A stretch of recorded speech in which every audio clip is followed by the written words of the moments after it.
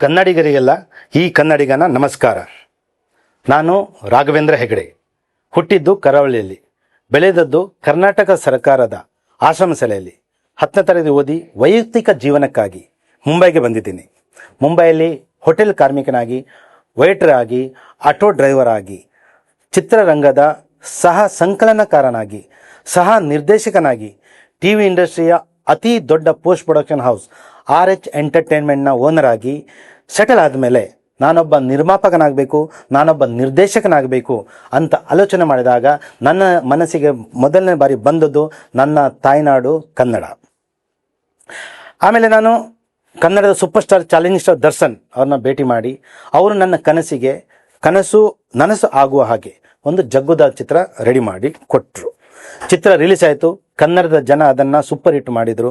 ಕನ್ನಡದ ಕೋಟಿಗಟ್ಟಲೆ ಜನ ನನ್ನ ಒಬ್ಬ ನಿರ್ದೇಶಕ ಅಂತ ಗುರುತಿಸ್ಪಟ್ಟಕ್ಕೆ ಸಹಾಯ ಮಾಡಿದರು. ಅವರ ನನ್ನ ಆಶೀರ್ವಾದ ಸಿಕ್ತು. ಎರಡನೇದಾಗಿ ನಂತರ ಶನಿ ಸೀರಿಯಲ್ ಮಾಡಿದೆ, ಅದು ಕನ್ನಡದಲ್ಲಿ, ಅದು ಜನ ಅಪಾರ ಮೆಚ್ಚುಗೆ ವ್ಯಕ್ತಪಡಿದ್ದಾರೆ. ಆಮೇಲೆ ಮೂರನೇದಾಗಿ ನಾನು ಮಹಾಕಾಳಿ ಸೀರಿಯಲ್ ಮಾಡಿದೆ, ಅದನ್ನು ಜನ ತುಂಬ ಮೆಚ್ಚುಗೆ ಪಡೆದಿದ್ದಾರೆ.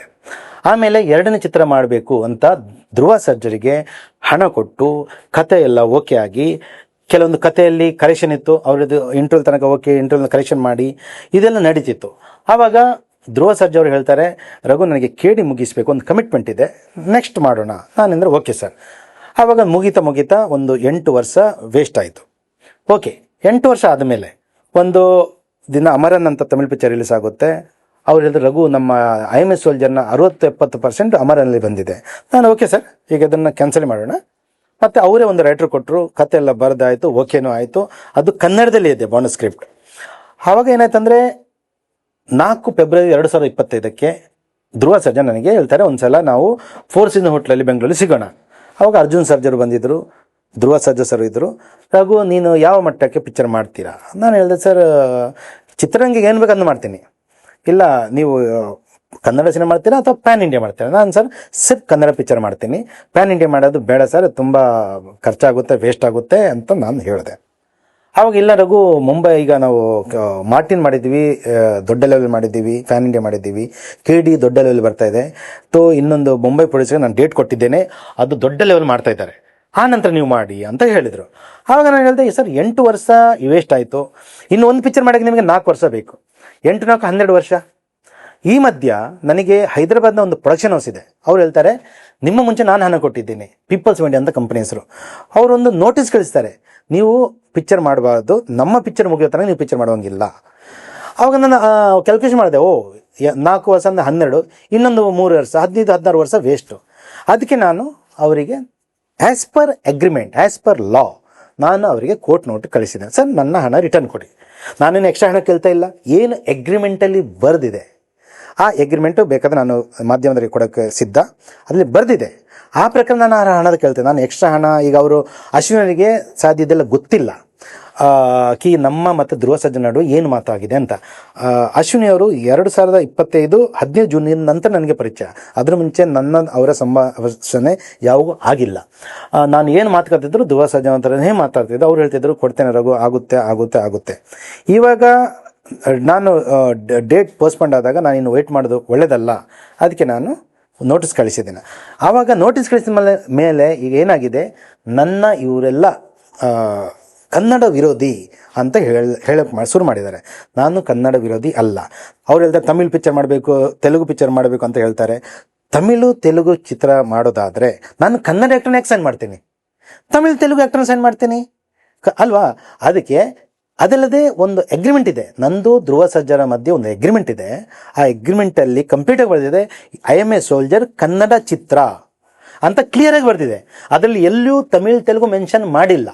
ನಾನು ಹೇಳಲಿಲ್ಲ, ಯಾಕೆ ನಾನು ಕನ್ನಡ ಚಿತ್ರರಂಗಕ್ಕೆ ಬಂದಿದ್ದೀನಿ. ಈ ಲಾಂಚ್ ಆಗಿರೋದು ನನ್ನ ಕನ್ನಡ ಚಿತ್ರರಂಗದಲ್ಲಿ. ಮೊದಲನೇ ಚಿತ್ರ ಸೂಪರ್ ಹಿಟ್ ಆಗಿದೆ, ಶನಿ ಸೂಪರ್ ಹಿಟ್ ಆಗಿದೆ, ಮಹಾಕಾಳಿ ಸೂಪರ್ ಹಿಟ್ ಆಗಿದೆ. ನನ್ನ ತಾಯಿಯ ಆಶೀರ್ವಾದ ನನಗಿದೆ. ನಾನು ನನ್ನ ತಾಯಿಯ ಆಶೀರ್ವಾದ ಬಿಟ್ಟು ನಾನು ಬೇರೆ ಕಡೆ ಯಾಕೆ ಹೋಗ್ತೀನಿ? ಖಂಡಿತ ಇಲ್ಲ, ಇದು ಖಂಡಿತ ಸುಳ್ಳು. ಅದಕ್ಕಾಗಿ ಇದು ನ್ಯಾಯದಲ್ಲಿದೆ. ಏನು ನ್ಯಾಯಾಲಯ ನನಗೆ ಜಡ್ಜ್ ಕೊಡುತ್ತೆ, ನಾನು ಅದನ್ನು ಎಕ್ಸೆಪ್ಟ್ ಮಾಡ್ತೀನಿ. ಓಕೆ, ನನಗೆ ಯಾರ ಮೇಲೂ ಏನು ಬೇಸರ ಇಲ್ಲ, ಬಟ್ ಟೈಮ್ ವೇಸ್ಟ್ ಆಗುತ್ತೆ, ಅದಕ್ಕೋಸ್ಕರ. ಆಮೇಲೆ ಖಂಡಿತ ನಾನು ತುಂಬ ಎಲ್ಲರಿಗೂ ರೆಸ್ಪೆಕ್ಟ್ ಮಾಡ್ತೀನಿ. ನಾವು ತುಂಬ ರೆಸ್ಪೆಕ್ಟ್ ಕೊಡುವ ಜನ. ಅದಲ್ಲದೆ ಇವಾಗ ಇನ್ನೊಂದು ಮಾತಾಗಿದೆ, ನ್ಯಾಯಾಲಯದಲ್ಲಿ ಧ್ರುವ ಸರ್ಜಾ ಹೇಳಿದ್ದಾರೆ ನನಗೆ ನನ್ನ ಕೋ ಪ್ರೊಡ್ಯೂಸರಿಂದ ಒತ್ತಡ ಇದೆ ಅಂತ. ಇದು ಖಂಡಿತ ಸುಳ್ಳು. ನನ್ನ ಕೋ ಪ್ರೊಡ್ಯೂಸರ್ ಯಾವಾಗಲೂ ನನ್ನ ಹಿಂದೆ ನಿಂತ್ಕೊಂಡಿರ್ತಾರೆ, ಅವರಿಗೆ ಏನು ವ್ಯತ್ಯಾಸ ಬೀಳೋದಿಲ್ಲ. ಇದು ಸುಳ್ಳು. ನನ್ನ ಕೋ ಪ್ರೊಡ್ಯೂಸರ್ ಆಗಿರಲಿ, ನನಗೆ ಯಾರಿಂದ ಪ್ರೆಷರ್ ಇಲ್ಲ. ಟೈಮ್ ವೇಸ್ಟ್ ಆಗುತ್ತೆ, ಇದು ಮೆಂಟಲಿ ಡಿಸ್ಟರ್ಬ್. ಇಲ್ಲಿ ಪ್ರತಿಯೊಬ್ಬ ಹೇಳ್ತಾರೆ ಜಗ್ಗುದಾದ್ಮೇಲೆ ಅವ್ನು ಏನು ಪಿಕ್ಚರ್ ಮಾಡಿಲ್ಲ, ಜಗ್ಗುದಾದ್ಮೇಲೆ ಪಿಕ್ಚರ್ ಮಾಡಿಲ್ಲ, 8 ವರ್ಷದಿಂದ ಪಿಕ್ಚರ್ ಮಾಡಿಲ್ಲ. ಈ ಒಂದು ಮೆಂಟಲ್ ಟಾರ್ಚರ್ ನನಗೆ ಧ್ರುವ ಸರ್ಜಾದಿಂದ ಬಂದಿರೋದು. ಧ್ರುವ ಸರ್ಜಾ ನನಗೆ ಡೇಟ್ ಕೊಟ್ಟಿದ್ರೆ ಈ ಮೆಂಟಲ್ ಟಾರ್ಚರ್ ಆಗ್ತಾ ಇಲ್ಲ. ನಾನು 8 ವರ್ಷದಲ್ಲಿ 4 ಪಿಕ್ಚರ್ ಮಾಡ್ತಿದ್ದೆ ಸರ್. ಪಿಕ್ಚರ್ ಹಿಟ್ಟು ಫ್ಲಾಪ್ ಅದು ಡಿಫ್ರೆಂಟ್. ಫಿಲ್ಮ್ ಮಾಡ್ತಿದ್ದೆ ನಾನು, ಏನೋ ಇರಲಿ ಫಿಲ್ಮ್ ಮಾಡ್ತಿದ್ದೆ, ನನ್ನ ಬಿಸ್ನೆಸ್ ಅದು. ಏನು ಮಾಡಿಲ್ಲ, ವೇಸ್ಟ್ ಆಗಿದೆ ಟೈಮ್. ಆ ಡಿಪ್ರೆಷನ್, ಆ ತಲೆನೋವು, ಅದು ಒಂದು ಇನ್ಸಲ್ಟ್. ಪ್ರತಿಯೊಬ್ಬ ಹೇಳ್ತಾನೆ ಜಗ್ಗುದಾದ್ಮೇಲೆ ಖಾಲಿ ಕೂತಿದ್ದಾನೆ, ಜಗ್ಗುದಾದ್ಮೇಲೆ ಖಾಲಿ ಕೂತಿದ್ದಾನೆ. ಈಗ ನನ್ನ ಬಿಸ್ನೆಸ್ ಇದೆ ಮುಂಬೈಲಿ, ನಡೆಯುತ್ತೆ. ಇಲ್ಲರೆ ನಾನು 3 ಕೋಟಿ ಕೊಟ್ಟಿದ್ದೀನಿ, ಅದ್ರ ಇಂಟ್ರೆಸ್ಟ್ ಕೊಟ್ಟು ನಾರ್ಮಲ್ ಮನುಷ್ಯ ಆದರೆ ಸುಸೈಡ್ ಮಾಡಬೇಕು. ನಾನು ಓಕೆ ಬಿಸ್ನೆಸ್ ನಡೆಯುತ್ತೆ, ಆದರೆ ಒಂದು ಪ್ರತಿಯೊಂದಕ್ಕೆ ಒಂದು ಸಮಯ ಇದೆ, ಆ ಸಮಯದಲ್ಲಿ ಮುಗಿಬೇಕು. ಆ ಸಮಯದ ಮುಗಿದೆ ಅಂದರೆ ವೇಸ್ಟ್. ಅದಕ್ಕೋಸ್ಕರನೇ ನಾನು ಈ ಮಾತನ್ನು ಜನರಿಗೆ ಹೇಳೋಕ್ಕೆ ಇಷ್ಟಪಡ್ತೀನಿ. ನಾನು ಕನ್ನಡ ವಿರೋಧಿ ಅಲ್ಲ. ಕನ್ನಡ ನನ್ನ ತಾಯಿ, ಕನ್ನಡವೇ ನನ್ನ ಮಾತೃಭಾಷೆ. ಕನ್ನಡಕ್ಕೋಸ್ಕರ ಯಾರಾದರೂ ನನಗೆ ಏನಾದರೂ ಹೇಳಿದರೆ ಅದು ನನ್ನ ತಾಯಿಯ ಇನ್ಸಲ್ಟ್ ಮಾಡಿದ ಹಾಗೆ. ನಾನು ಪ್ರಪಂಚದ ಯಾವುದೇ ಭಾಗದಲ್ಲಿ ಇದ್ದರೆ ನಾನು ಕನ್ನಡದವನೇ ಆಗಿರುತ್ತೇನೆ. ಜೈ ಕರ್ನಾಟಕ. ನಮಸ್ಕಾರ. ಗ್ಯಾರಂಟಿ ನ್ಯೂಸ್, ಸುದ್ದಿ ಖಚಿತ, ನ್ಯಾಯ ನಿಶ್ಚಿತ.